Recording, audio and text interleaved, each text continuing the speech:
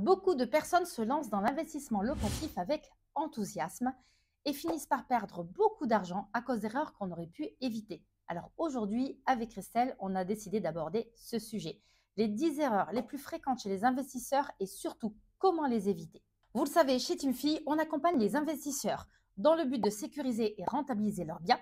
Et aujourd'hui, on va vous partager les erreurs les plus fréquentes que l'on voit avant que ces investisseurs nous confient la gestion de leurs biens. Bonjour à tous, ravi de vous retrouver pour cette nouvelle vidéo. Donc aujourd'hui, nous allons aborder effectivement les 10 erreurs dans l'investissement locatif. On va attaquer par la première et surtout rester bien jusqu'à la fin puisque la 10e est une qu'on rencontre le plus souvent.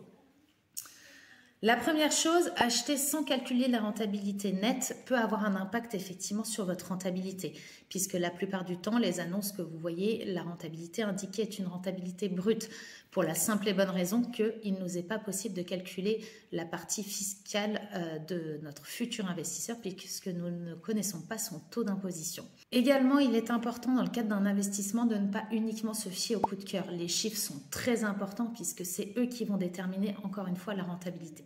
Négliger l'emplacement peut également avoir un impact. Le fait d'être proche des commodités, transport, école, commerce, va susciter plus d'intérêt de la part des locataires et donc d'éviter une vacance locative trop importante et donc impacter votre rentabilité. Enfin, sous-estimer les travaux et les mises aux normes peuvent également jouer sur votre rentabilité. Il est important de les anticiper et de les chiffrer pour savoir où vous allez aller. Enfin, si vous n'anticipez pas correctement votre type d'achat, c'est-à-dire un achat en SCI, en nue propriété, en indivision ou en LMNP, donc location meublée non professionnelle. D'ailleurs, à ce sujet, si vous souhaitez plus d'informations sur ce statut, n'hésitez pas à regarder nos précédentes vidéos. Ces types d'investissements sont tous corrects. Tout dépend de l'objectif que vous souhaitez faire en fonction de l'investissement que vous réalisez. Effectivement, ne pas prévoir de trésorerie TISAM peut être risqué.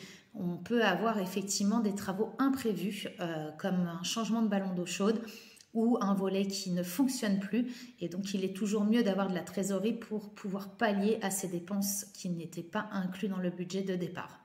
Choisir le mauvais type de location, donc type savoir si on loue en location meublée, location nue, en location saisonnière type Airbnb. Il y a quand même des informations à prendre, notamment sur la partie Airbnb, où aujourd'hui certaines communes interdisent ce type de location et certaines copropriétés également. Donc renseignez-vous bien en amont pour ne pas louper votre investissement.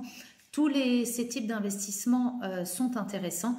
Encore une fois, cela dépend de votre objectif de départ. Enfin, mal sélectionner ses locataires peut également avoir un impact. Il suffit que vous ayez un locataire qui ne soit pas solvable et donc du coup, malheureusement, vous aurez des loyers impayés et donc une rentabilité qui sera beaucoup moins élevée.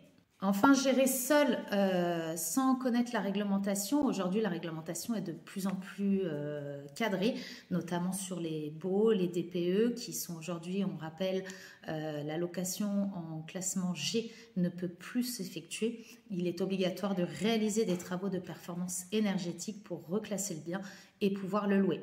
Sachez que par la suite, il y aura des évolutions et que les logements classés en E seront également impactés.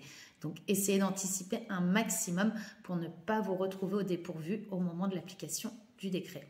Il y a également dans les réglementations aujourd'hui les obligations de permis de louer sur certaines communes. Donc, il faut également bien se renseigner parce que sans ce document et sans cette visite préalable, vous n'aurez pas l'autorisation de louer. Ils peuvent également vous demander de réaliser des travaux pour ensuite pouvoir louer le bien.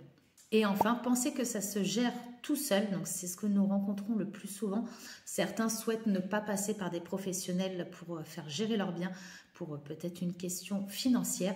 Néanmoins, sachez que les frais de gestion sont déductibles de vos revenus fonciers et être bien accompagné, bien conseillé, c'est très important et ça évite beaucoup de mauvaises surprises. Je vais laisser la place à Tissam pour qu'elle puisse vous expliquer un petit peu plus en détail toute la partie gestion locative. En tout cas, ravi d'avoir fait cette vidéo avec vous. N'hésitez pas à nous suivre et à bientôt pour la prochaine vidéo. Vous avez vu les 10 erreurs à éviter avec Christelle pour transformer un investissement locatif en une vraie réussite de projet immobilier. Vous pouvez contacter les conseillers Timfi du réseau qui sont disponibles sur le site www.tipfi.fr, qui seront ravis de vous accompagner puisqu'ils sont formés dans une stratégie et le but, évidemment, est de vous aider à trouver le meilleur investissement et de réussir votre projet d'investissement locatif. Et si vous voulez sécuriser votre investissement locatif, on a mis en place chez Timfi un service complet de gestion locative avec même la garantie de loyer impayé. Nous nous occupons de tout, de la sélection du locataire, l'encaissement des loyers, de la gestion quotidienne de votre investissement. Et croyez-moi, ceux qui ont déjà un premier investissement savent de quoi je parle et ils savent que c'est nécessaire de confier la gestion à un professionnel. Si vous voulez réussir votre investissement, suivez les conseils, évitez les 10 erreurs dont Christelle vous a parlé et contactez les conseillers chez Timfi.